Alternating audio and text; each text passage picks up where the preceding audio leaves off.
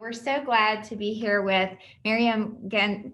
Ghaznavi. Look, There you go. You got I got nervous right before I said it. And I didn't have to say it, so I did it with ease. I know. From Mam Saab, and you are a restaurateur here in Charleston. And so we're so thankful. Thanks for jumping into our schedule this past week, and we're so glad to have you. So just tell us the story of Mam Saab, how you got the idea, sort of how you decided to put down bricks and mortar. And we just want to hear everything.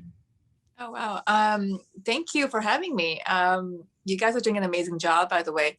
I got to tune in for a couple of your guests, and super inspiring.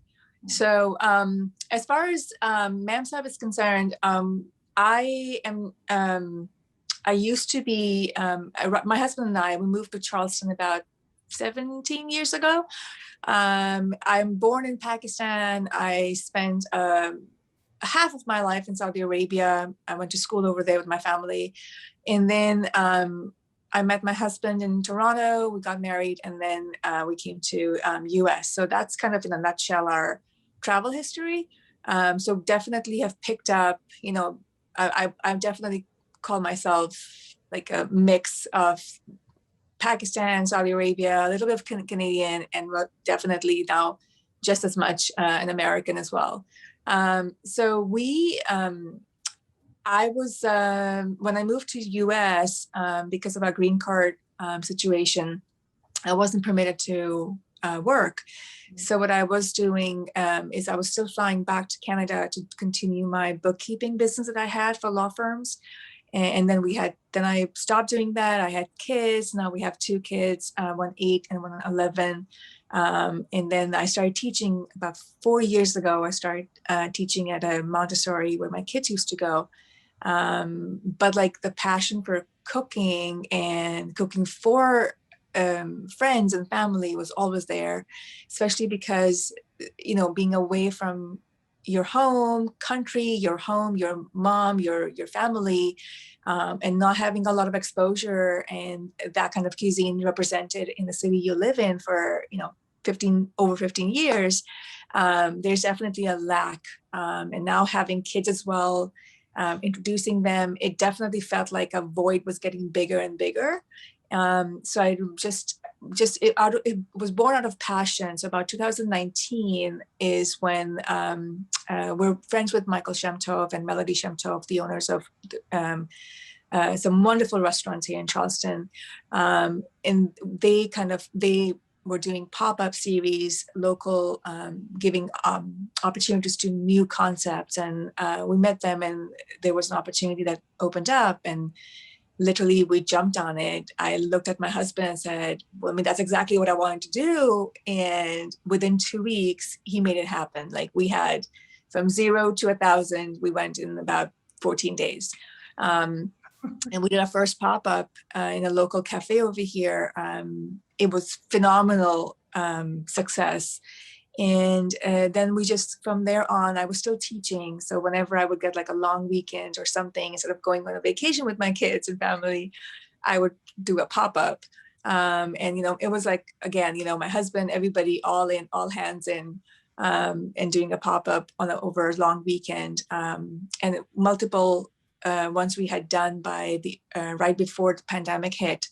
And we were kind of, so because of, during teaching, teachers get summer off. So I knew that my summer was going to be flexible last year, 2020. So I was already planning on kind of doing more pop-ups, collaborations, kind of going more deep into this culinary field and see what came out of it. And then the pandemic hit, and the school shut down in March. And that first week, it's like, I always tell people, like the whole world was kind of questioning, where do we go from here? Are we even going to be alive by, the 5th or 7th day? And like the third day of school shut down, we just looked at each other, and I was just like, do you want to just start doing delivery and see where things go? Because food is safe as of right now, the research we had. And we're just like, yeah, let's just do it. We could all possibly be really, really sick in a few days, or maybe still doing delivery. So we kind of took that risk. we again, all hands on deck.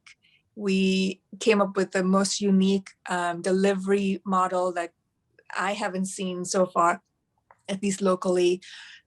We decided, because my concept of Ma'am Saab is based on home cooked soul food,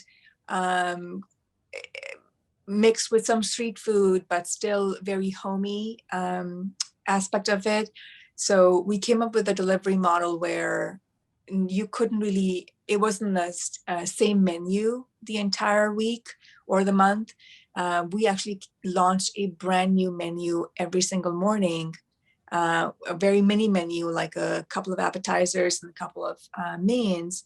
And then you had to order by that night, by midnight, to be delivered for the next day. And so I only cooked, what I had already been ordered, because it was pandemic. I mean, you didn't want any leftovers. You didn't want, the grocery was already kind of hard to find. So looking at all those aspects and trying to keep true to the original concept of Ma'am Saab, which was home cooking. And like I always tell people, I'm like, when you think of home and your mom or your dad cooking, they didn't have weekly menus or, monthly menus. I mean, if they did, they were superhumans, obviously, but regular people like us, we didn't have it. And that was the kind of the best part of it. It's like, all right, what's seasonal, what's at the store, what vegetables available, what meat is available, freshly available, and what we're in the mood for, or what, and a lot of times, in other countries, which, third world countries, like for example, Pakistan, you decided what you were going to have based on what you could afford. Mm-hmm. So I wanted that kind of essence in that delivery model as well, that it wasn't just a typical, hey, order from here, we'll deliver. It was like, okay, you woke up and you said, let's see what's on the menu. Like you went home, just like as a child, you went home and said, came home from school and said, what's for dinner? You didn't know. So I kind of liked that idea, and we went with it. It was one of the hardest models to execute, but it was also unique, and it kept same customers coming back. Like we would have customers who would order 3 times a week because they're like, well, I mean, I just got this, but then now you have this, so I want to try that too. And we made the delivery model so simple.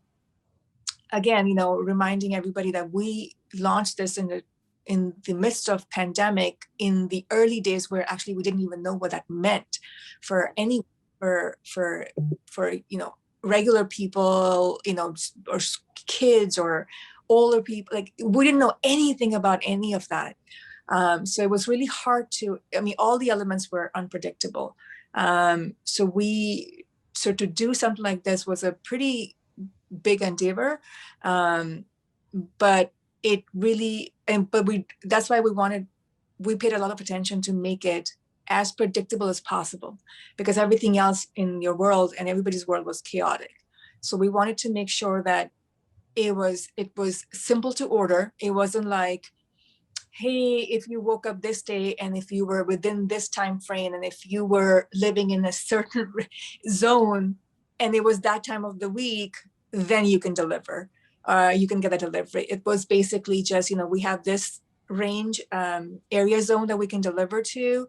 This is the menu, and that it was like within the time frame. It was a one click. Like it was as little of the clicks you can do and little decisions that you could make in that time of chaos, to get that comfort of that home cooked food delivered to your home, so you could have it in your house, with your family. It was just beautiful for us. And I think people definitely picked up on that. They felt what we were doing. They didn't just, I felt like, from the feedback we were receiving, they were genuinely getting the concept. And so they kept coming back. And eventually when things got a little bit better around, I would say, I think it was about May or June of last year, when the food hall we're in right now, when that was safe to open up, the owners asked us to move in permanently. And we've been there since then. And it's been we've been so blessed, and it's been so successful that we've now signed a lease in downtown at a very historic location to be open later this summer. That is amazing. I think that it was a really brave step, right, to decide to do delivery when so much was uncertain. And how do you think that affected your business? Because everyone, it was all eyes were on the restaurant business. So like, how do you think that, I mean, you kind of explained how it differentiated you, but I guess now, are you glad you did that? Are there things that that you would do differently? I would have maybe waited a little bit longer so I could spend time with my kids. No, I mean, no, like there's nothing we could have. I mean, my husband and I, we feel very proud of the sleepless nights and the state of our home that was at that time, and it still is in that condition, because it just like our life kind of, I mean, as everybody went through such a huge change as of last year, everyone changed, some for positive, some for negative, but mostly what I'm hearing is like a lot of people had time to reflect and to pivot and to try things and get out of their comfort zone. And I think for me as well, personally, like it was definitely out of my comfort zone to do all of this. However, we wouldn't do it any differently. What we learned so many lessons during that time. And I hope that even our kids would move forward in the future and look back and say, oh my gosh, like that's how my parents handled that. Instead of kind of like, giving into the fear and giving up, we kind of just said, you know what, let's just make the best of it. And I think in terms of business, that was one of the smartest business decisions that we took, because we didn't let that brand of Mam Saab die. That was the opportunity that we got to introduce so many new recipes and ways of prepping things. And for customers, we were able to test out. So before, when May and June hit and we were moving in, we were asked to move in permanently, we already kind of knew what menu items we would have, because we had already tested out customer base. We had tested out flavor profiles, heat levels. We had already tested out how to make that food in the most economical fashion and still cater to vegans and dairy-free and gluten-free, and then most of all, how to pack it perfectly. So when the customers received it, it was not just aesthetically beautiful, but also very practical in those times where they just had to put in the microwave or a heater or something and then just consume it, still maintaining all those fresh flavors. So all of that research, that kind of live research we did, that has been an essential part of our success today. Well, it's interesting because we have this course called the Comeback Theory, and that one of our core theories at the Wealth Edit, and we have a community membership in addition to highlighting women-owned businesses, which is what we do every week. And then when we launch in a city, we do multiple women in one day. We work with multiple women in one day. But a common theme that we've seen, and it doesn't really matter what industry, is oftentimes the time where you're supposed to take the greatest risk is when everything is lost. And there's no better portrait of that than what happened with the restaurant industry during the pandemic. I mean, that is, you've lost everything. And what happens, we see most of the time, is that, you're kind of looking back on what you lost and grieving, and that's reasonable and fair. But, to live in that fear isn't going to be helpful to your business or to what might be right in store for you around the corner. And so that's why we say, sometimes a woman's career goes a little bit like this. And so in that moment where you're down here and it doesn't feel great, actually what you've lost. And so it's really time to say, okay, what is that risk that I can take right now and really see see what's in store for me. And it sounds like you are the perfect example of how to do that exceptionally beautifully. And that's a great point. And I was listening to the, your guest right before me as well, and Juju earlier as well. I mean, they all, you guys touched on many very important points. You're right. Like, you can either, obviously, there is a time for sorrow. There is a time, and I think as women, and I take that and say that as a pride as a woman, and I'm a very emotional and sentimental woman, where I personally struggle with quick change. I'm very comfortable in what I build and what I am. I'm perfectly happy and content in what is, rather than what could be and what should be. But I'm saying that also because I'm 44 years old. So, Yes. I mean, at 30, I would probably be not as content. But the thing is, like, but you need, coming back to the topic where there's a time for sorrow, because that is a time you reflect. As long as you're reflecting and you're putting all those dots together and saying, okay, this led to this and this led to this. So now I know what not to do and what more I can do of the same. However, is one thing, and this might change the topic a little bit, but I wanted to kind of make sure that what's in there. It's very easy I sympathize with the people who are probably listening to these podcasts and other ones, to find hope and to look at and hear these success stories and say, oh, I want to be there, or I wish I could do that. As much as that's important, I also want our listeners and everybody, who's reflecting on that, to know that this is not easy. None of this is easy. Like, just because you have sorrow, or you're sad, or you're disappointed for a limited amount of time, that's perfectly okay. Like, there's no shame in feeling disappointed and sad when failure hits you. It's just, but you just have to become wiser, and how you become wiser is by, just acknowledging it and saying, what can I take from it and move forward, versus, kind of really just being despair about it. And taking calculated, I mean, all of these things come in your life, so you become wiser, you start taking more calculated risks. So for example, my husband and I, we took this risk of doing deliveries, but it was still calculated. Like, we made sure that we were not going to lose any decent amount of money in doing that, because our kids' life was also dependent on it. Our family, I mean, this was a time, again, my husband's business was at a standstill.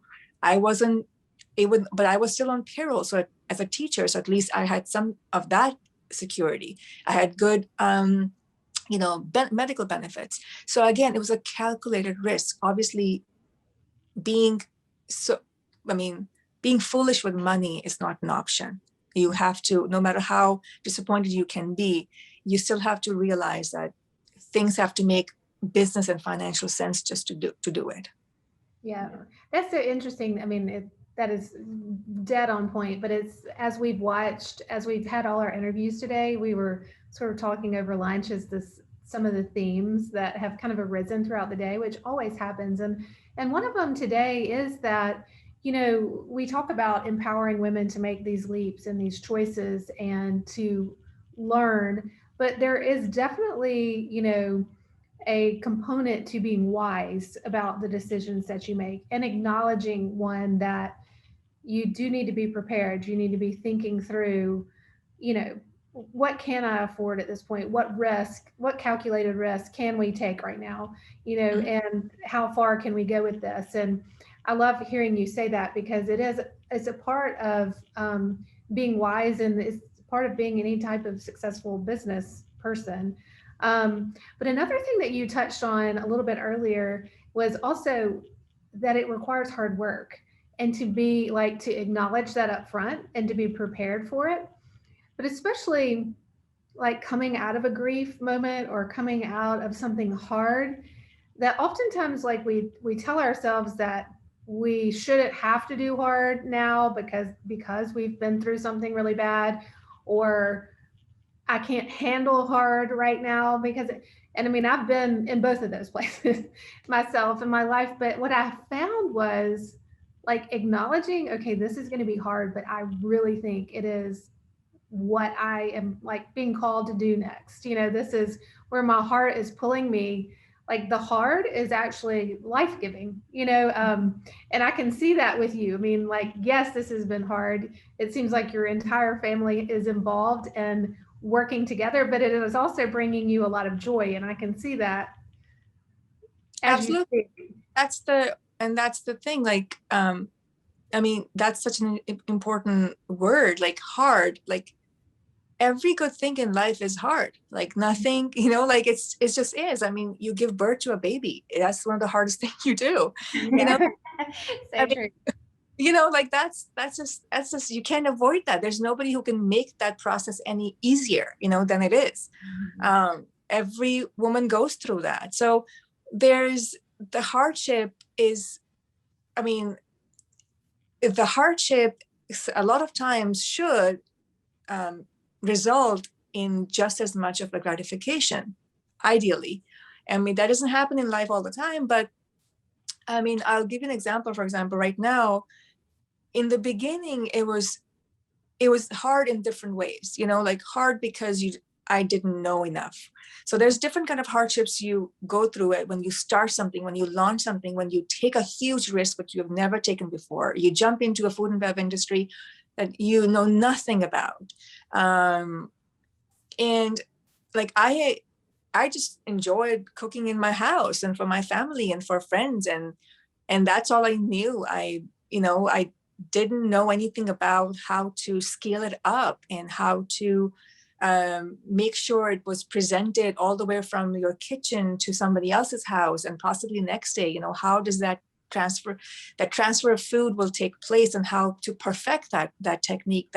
So all of those things you have to learn, and then owning your own business overnight and running it, and kind of having no moment to prep, having no moment to experiment. There was no, I mean, on the TV, you watch all these, like chefs go in and they have time to test recipes and, like tweak it and perfect it. And that's all like, I wish I had that, that seems too glamorous for my life. We just hit the ground running. And we learned everything on the job. Those were hardships. Those are still hardships that we have. However, they're hardships that, as you said, like that correlate to what your goal is. So yes, if I have to spend, 24 hours in the kitchen because I want to get something out of there that's unique and that's perfect and that's been tested and that's going to affect my business in a positive way, and it's going to give the customers the experience that I'm looking for. Heck yeah, like that is hardship that I'm down for day in, day out. I will sacrifice anything. Now a hardship because you have one of the obviously trickiest part that we are learning as we're growing is the staffing, is hiring more people, getting them on your team, making them kind of believe in that same passion, same language, same customer service. That's a culture you have to teach. And I'm finding out, like, obviously that not all of it is teachable and not everybody is teachable. So like I was talking to Chef Shea that we've just hired a couple of months ago as well, that we're about to hire more people. However, I'm not willing to go through some of the hardships that goes with it. Like, I feel like, I came out of an egg, I'm hatched. I didn't know how to fly. I learned to fly. I'm growing wings now. I'm not ready to go back into the egg again, like it's time to fly. So if I had tolerance for certain attitudes or certain practices or certain personalities in the kitchen before, I don't have it now. Yeah. Because we're in a different stage now. So if you can't come in and step into that role, and if you cannot, like have your eyes on the goal and the vision and the big picture, and you're going to just look at something like clock in, clock out, I'm sorry, I'm not going to go through that hardship. So again, knowing which hardships pay off and what the result is going to be, it's important. Yeah, that's amazing. This has been, I feel like I could just sit at your feet for hours. I wish we had more time. I hope you'll come back on. We highlight a woman every Wednesday, and I'd love for you to come back on and share more of your story when we have more time. But the one question we ask everyone is, why did you say yes to the Wealth Edit? We're so glad that you did, but we like to know why. Well, I think our entire interview is a testament as to why I said yes. We just had, this is not something typical that you can have on other platforms.